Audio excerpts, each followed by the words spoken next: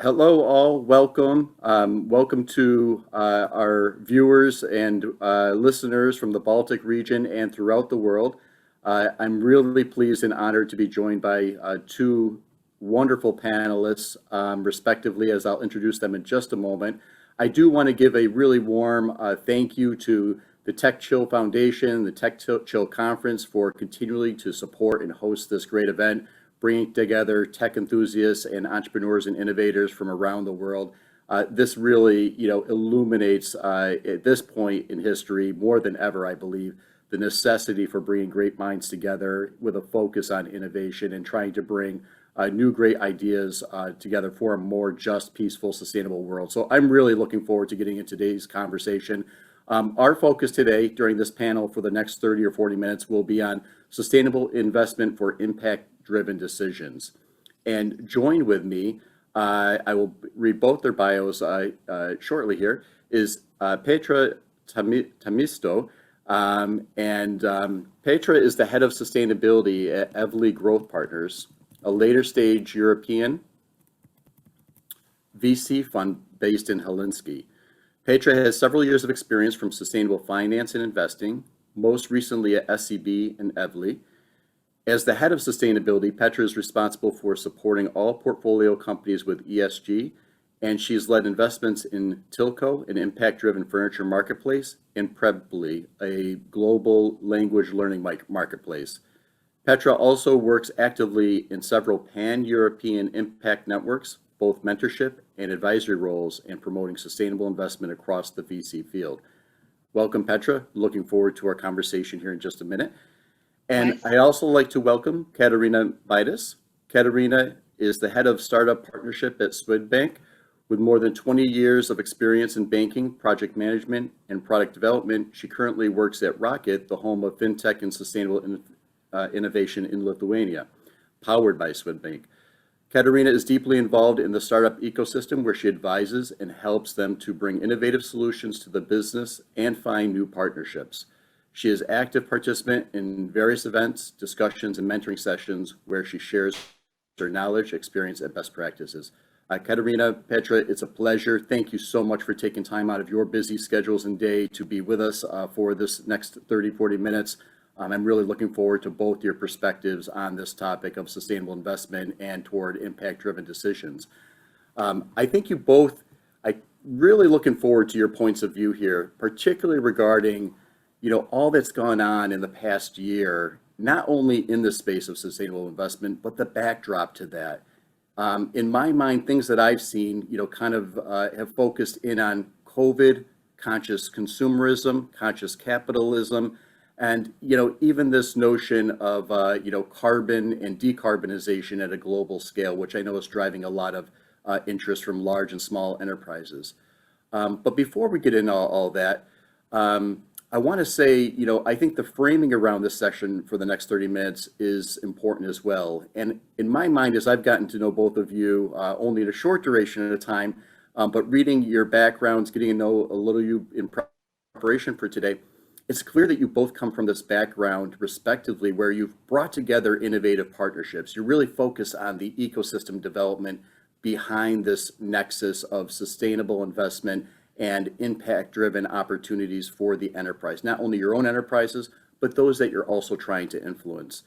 As we get started here, could you just reflect in your own words, both of you, we can begin either with Petra or Jekaterina, some of that background and how you see that coming together in terms of the background of COVID and all that's gone on the past year, and some of the changes that you've seen or that have influenced the way that you've worked in your organization in the past year.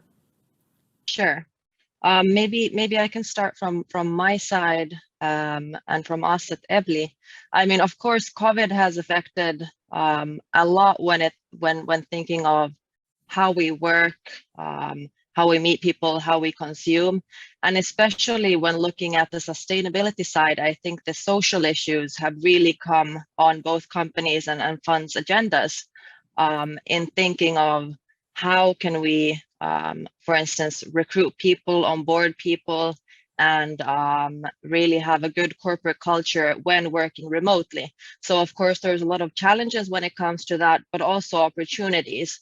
For instance, accessing a lot more diverse employee base all across the world, having remote working practices, and also when it comes to customer acquisition, likewise. And I think all of those social sustainability issues have been very much on our agenda. So when looking at, of course, new companies, but also when supporting our current portfolio companies in managing these issues.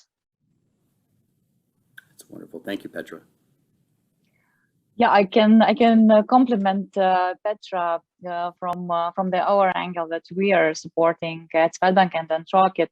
I think the sustainable innovation and support for the businesses who want to become more sustainable and transform, it's something that we already have started to do before, and I think Swedbank is already for several years, if maybe 7 years ago, we started, to our own transformation, and now it's a perfect time to help to transform others on the market. As it's, I think it's very important for the banking sector and for the fintech sector as well, which we are building ecosystem for at Rocket to create and to help business community transformation, as it's obvious, as financial services they live from business. So we are lending, we are financing, we are transferring money. So it's good when it's a sustainable finance. So I think we are preparing this soil already for a while, and I see the trend that so many sustainability-driven acceleration programs appear, and the hubs are taking care about accelerating sustainable innovation. And it's good to see that the businesses now, Baltic Nordic region, that they are interested in sustainable innovation. They search for sustainable startups. They start to measure their footprint and search for the ways how to transform. So it's good to be part of that transformation, and it's good to encourage and build the ecosystem around that. That's terrific. Thank you both. And, just to reflect briefly here, like you, I also wear many hats, and, one of them, I work as an adjunct instructor at the Whitman School of Management in the United States at Syracuse University in the Entrepreneurship and Emerging Enterprise program. And I teach undergrad and graduate courses in sustainable enterprise. And the past year, I've really seen this uptick of, students wanting to focus more at that intersection that you're both describing or hinting towards as well, where partnerships of consequence are coming together. And this is, I'm seeing this carry through not only in the academic and research world, but in new startups, new activity that they're working on. They're also graduating and going into new enterprises with fresh thinking, and very challenging year for talent to be, evolving from, academic institutions into the real world, obviously. But with that, there's been a real, I think, uptick in fresh thinking and this notion of collaboration. So even in the wake of a global pandemic, arguably one of the most challenging times we've ever had, we have seen the opportunity for greater collaboration, which is a segue into this next section for us, which is, sustainability represents an opportunity for partnerships of what I would call distinction, where goals can be mutual and pathways to getting there can lead to advancing the impact for all partners. Could you both talk about what some of the concrete measures are in the startup and scale up, community and ecosystem, where you're beginning to see sustainability through the lens of partnerships, become more mutual in that context? Maybe I can start first. Well, in the VC field, I would say that definitely there's strong partnerships in terms of investors and startups working together when it comes to sustainability, and also fostering this kind of peer-to-peer learning across different companies from different industries. So what I would say would be concrete examples of, for instance, VC investors in supporting their portfolio companies is in facilitating peer-to-peer discussions. So for instance, organizing portfolio-wide ESG trainings or workshops. This is something that we at Evli, we hold these twice a year.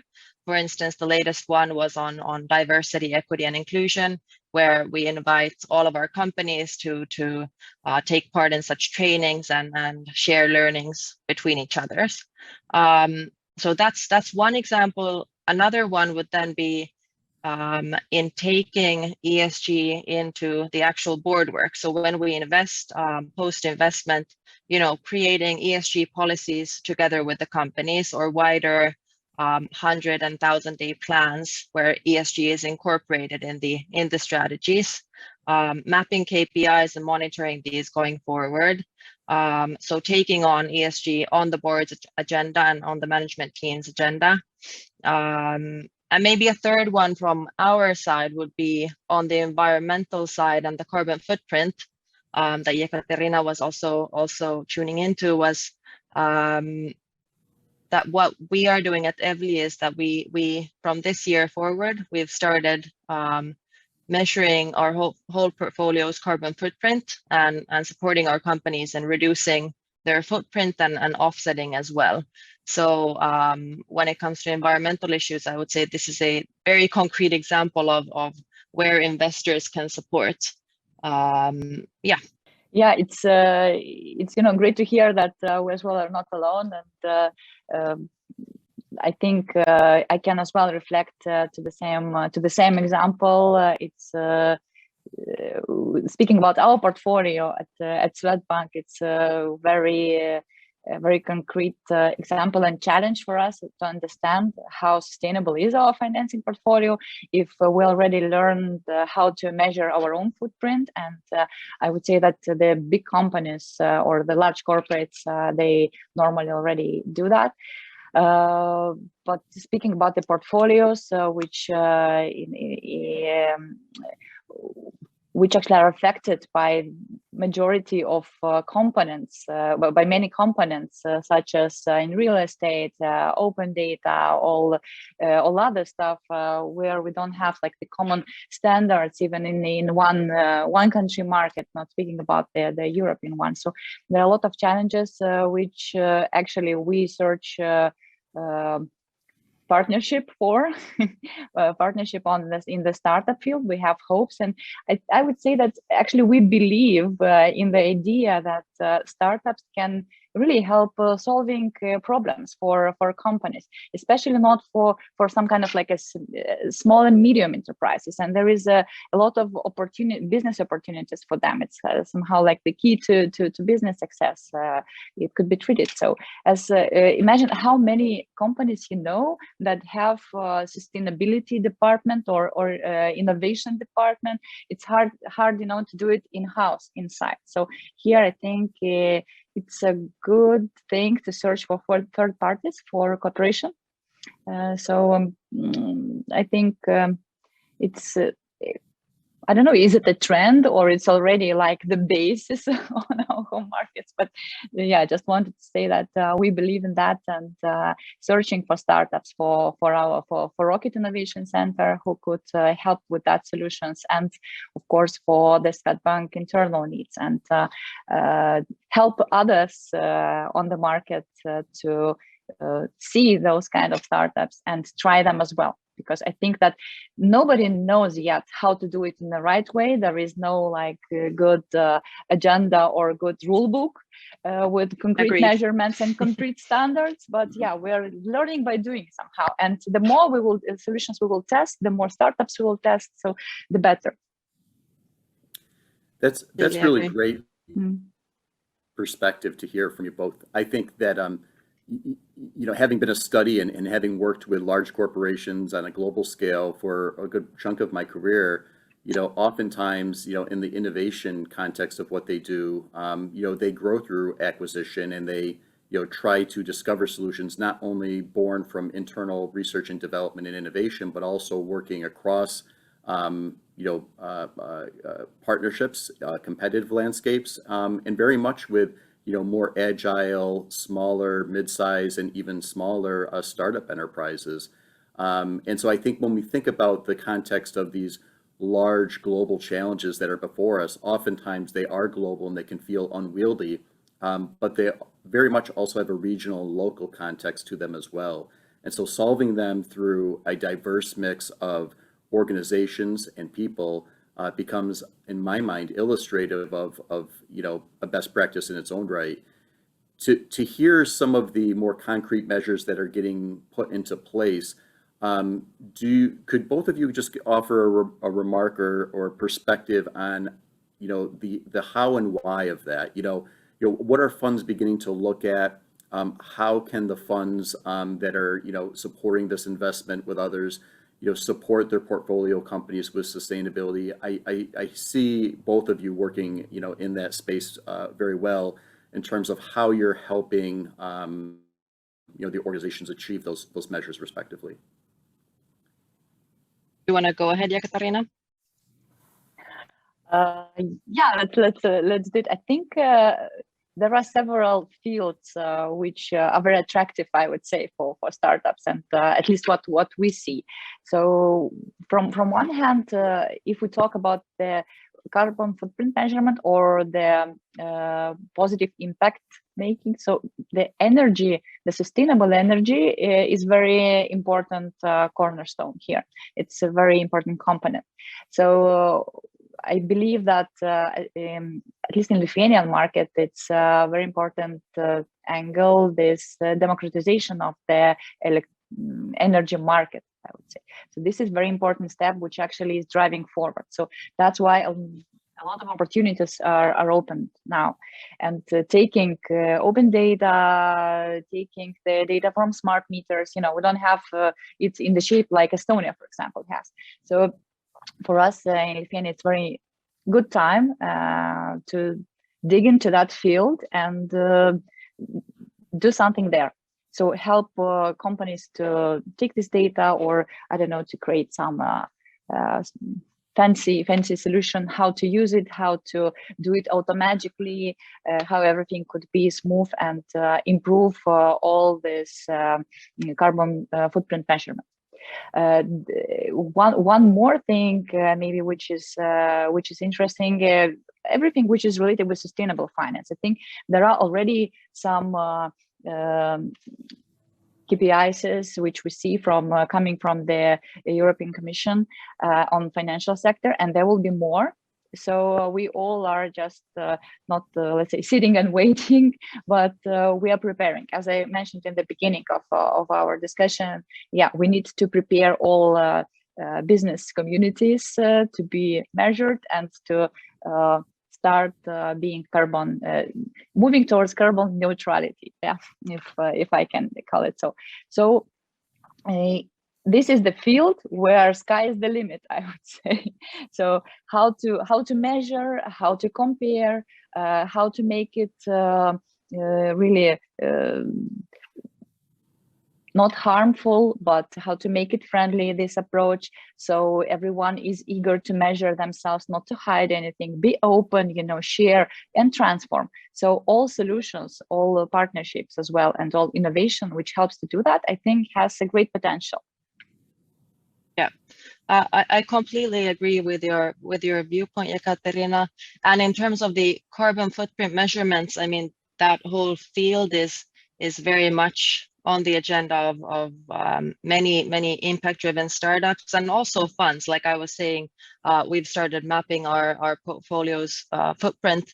And when thinking of that area, I think there's emerged a lot of different ESG platforms, whether it is for CO2 mapping, whether it is for other environmental areas, or even the social side, mapping, the company's diversity KPIs or anything like that. I think it's been great to see a lot of these platforms emerging and funds using them, both in looking at specific companies and also in looking across portfolios. So having that comparability.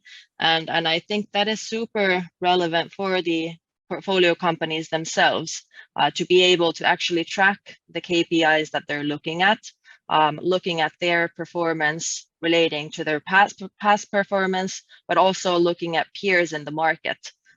So really getting valuable insights from those, whether it's KPI mapping or using sustainability platforms as an aid in kind of bringing these more on the agenda. I think that's really great to see. I think there is one more trend, maybe, I don't know, maybe I'm the only one who sees that, but please correct me if I'm wrong. And I know, Mark, maybe you have some insights on that as well. During the pandemic crisis, right? So we were restricted by the situation for the transportation, for this globalization theory somehow, you know, collapsed. So I think that if we look to Lithuanian and I don't know, maybe in some European as well or Western world in-house production and this inside manufacturing.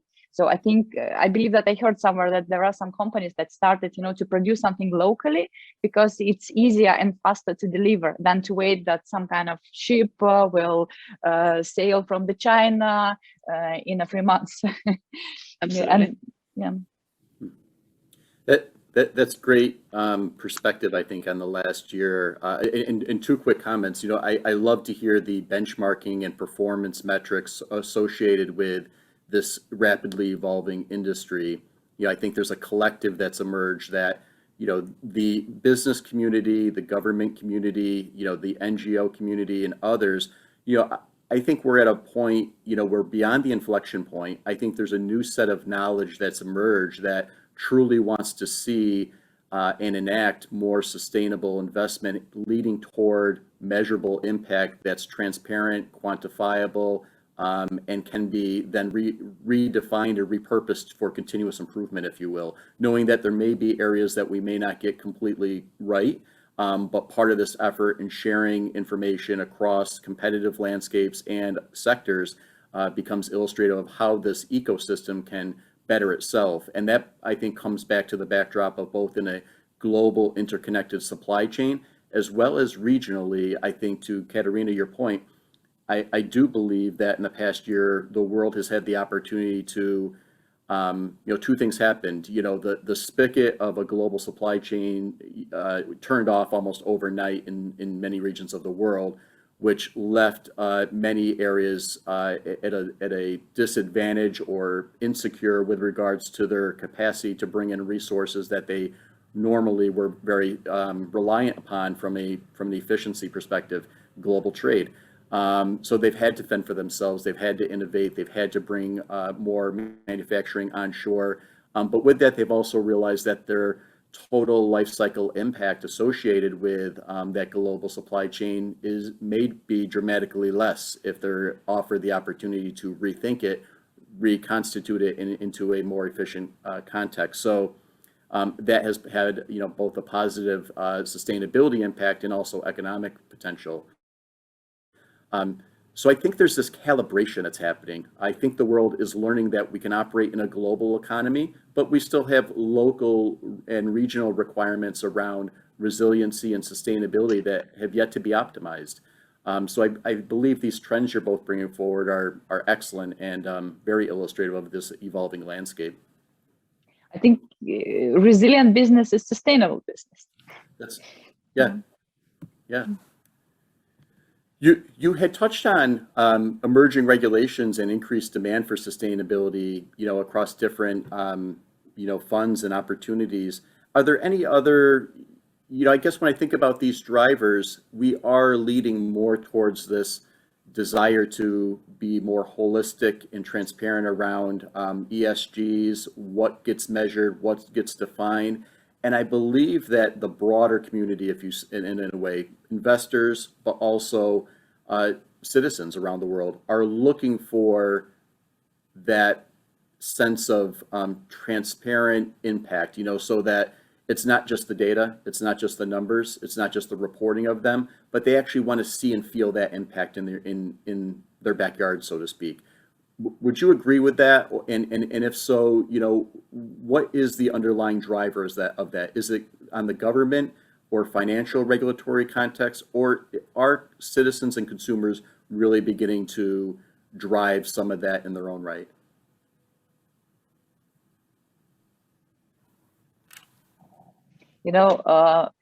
Money and the power or the money, who is the main driver?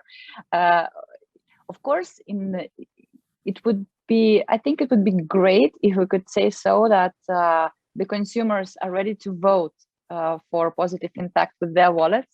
So they are buying and consuming more sustainable products. And that encourages all the business models to transform and all it inspires the change.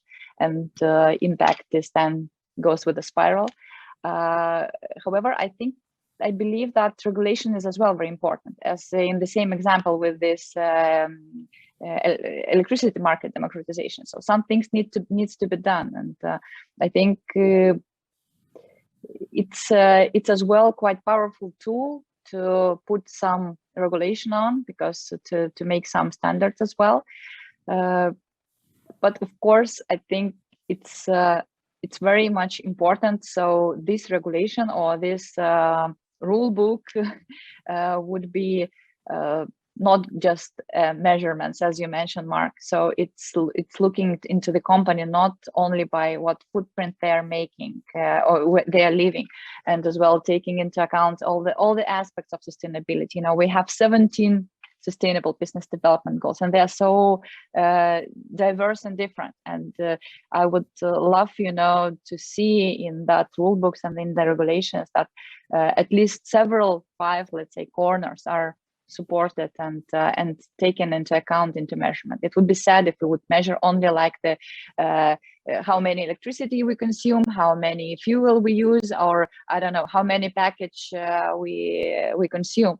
The diversity topics, all the educational ones, even they care about people in your office, so they are not harming their health as well, and this life and the work balance, all this stuff. So this is important. I think we're about to see how it what this sustainable development cubes will be leading when we talk about regulation. But it would be good that it would be a complex thing.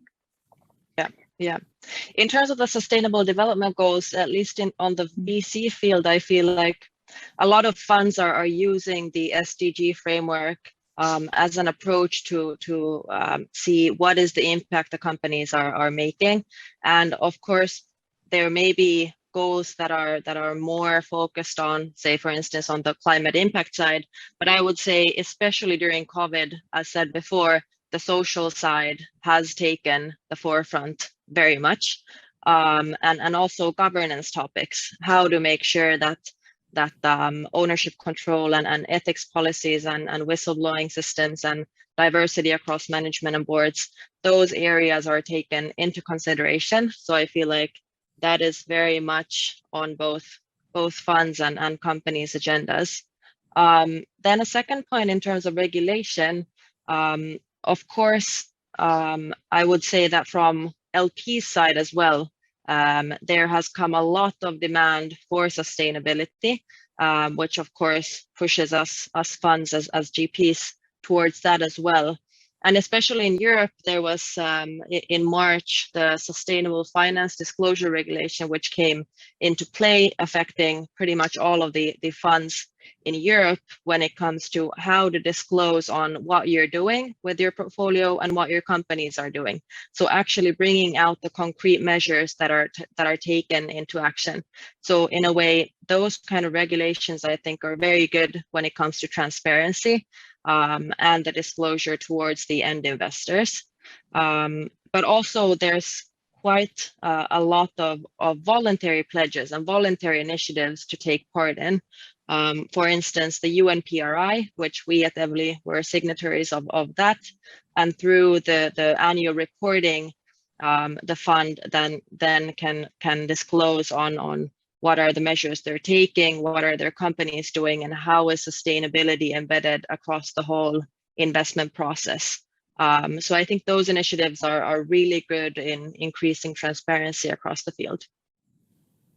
That's really great to hear. I think that integration across the entire value chain is a point of view, and I believe you both would agree here to a certain extent, is essential to the success that we as practitioners, of sustainability, as well as, consumers and citizens in our own right, and this entire network to see.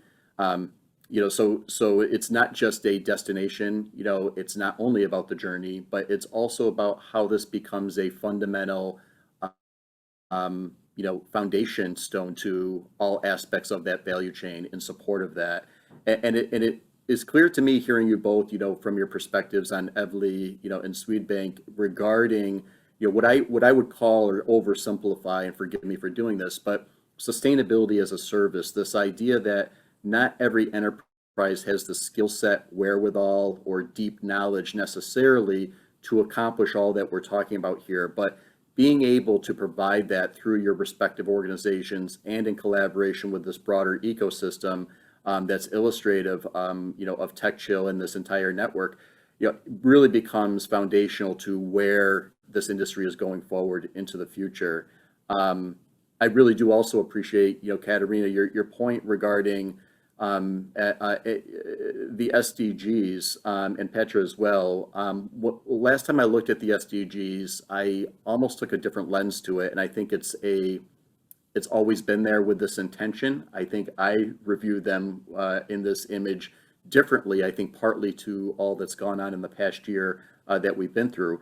But what I'm leading into is, when I look at the SDGs, they're actually more emphasis around people and humanity and human dignity and the human dimension of sustainability, the social aspects, the social impacts, as much as what a lot of us within the sustainability profession for over 20 years have been, orienting around as that, environmental focus as well. So, and we know that they're not mutually exclusive. We know that it's integrated in one and the same in many ways. And as I like to say, how we treat ourselves is illustrative of how we're treating the planet and vice versa.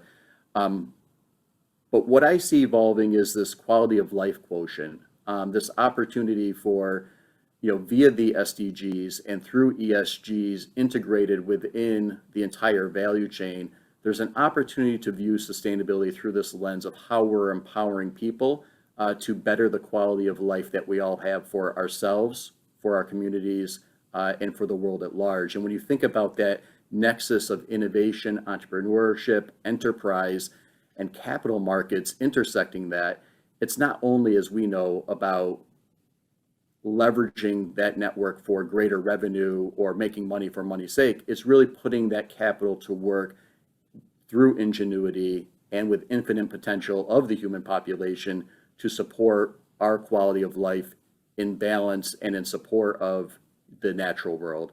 And I see that, and that I think for many of us is obvious, but I do see more of that social dynamic around the SDGs and what's getting played out through ESGs come together more concretely. The role that we all have, and how we actually measure and quantify the human dimension of this. Would you I agree think with that? we can add, Mark, that actually this to this perspective, I would like to add this 3Ps perspective. Maybe you heard it. I know that our partners at Rocket and Rocket members, the venture fund, the Catalyst Ventures, they like this people, planet, profit perspective. So I would like to add on the top what you were saying, that I would like to wish the businesses and innovation to prosper, and as well the investors, because this is, let it be the great opportunity for us to be more resilient, to search for new sustainable business models that are not harming the planet, but at the same time help us to be profitable, because the business and the company which is not resilient, doesn't bring profit, so I would call it not so much sustainable, so it needs improvement. So that would be my wish to your comments. Excellent, wonderful.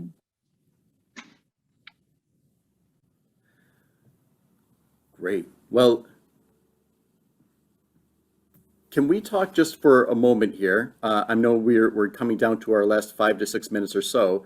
From both your perspectives, we covered a lot of ground already. But how can others get involved? What's the role? We know the role of impact networks to a certain extent in communities and the benefits of getting involved. But could each of you offer, your own context, whether it's with the enterprises you've worked with and any success stories, or just, for any, investor and entrepreneur out there that's thinking about where do they start, could you offer some context on where they might get a foothold? Sure. Well, from my side, I mean, both for startups and investors alike, I think there's a lot of different impact networks, communities, and accelerators to take part in. For both startups and investors, there's, for instance, an alliance called Green Tech Alliance, which brings together impact-driven startups with mentors. I'm part of the network myself, advising companies of different sizes, and we have a few portfolio companies involved as well. So that's one great initiative to get part of. In terms of impact accelerators, there's many. I think Jekaterina will talk more about those. But for instance, Startup Climate Action in the Nordics, that's a great one I've been a part of in terms of mentorship, and many others. And also, I would say from the fund side, there's a lot of emerging networks and communities of VCs that are coming together to discuss and share learnings when it comes to ESG. So there's a lot of VC associations, both on national level, but also on European level, where you can join. Yeah, thank you, Petra, for leaving me the accelerator corner. Now I will treat it and take it as the short break, short commercial advertising break, and try to name a few acceleration programs in Baltics. So maybe the audience who is listening as startups and investors could look at. I will start with our friends and brothers in Latvia, Swedbank Latvia. They currently in the scope of the TechChill as well. There is Future Hub program running. So it's a wonderful program where our colleagues from Latvia as well engage the large corporates and have scouted brilliant startups them, and they are piloting this business transformation we were talking so much about together. As well, I would like to mention the Baltic Sandbox, the acceleration team. They already for 3 years in a row, they are supporting the women in tech and launching the Women in Tech Accelerator, which is supporting this diversity corner, and they are really taking care. And I know that they have the program related with the idea to encourage the women business angels as well. So this business angel network program is quite impressive, and I like that they look into the problem and into the challenge to increase the number of women as angels, as business angels. So this is very nice. I think Startup Wise Guys as well, it's one of the biggest accelerators in the Baltics. They each season they have the sustainability badge. So it's as well a great thing to look at. And of course, Rocket. This March, we started the first Rocket Impact Acceleration Program, which is B2B, where we as well have 5 industry leaders, top companies in Lithuania, and 5 pilots with the startups in various industries.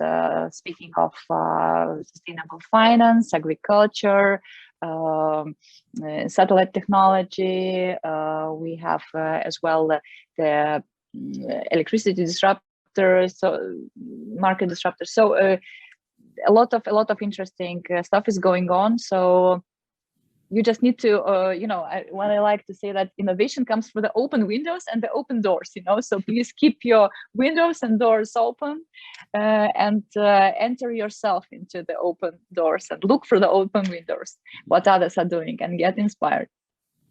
Great saying.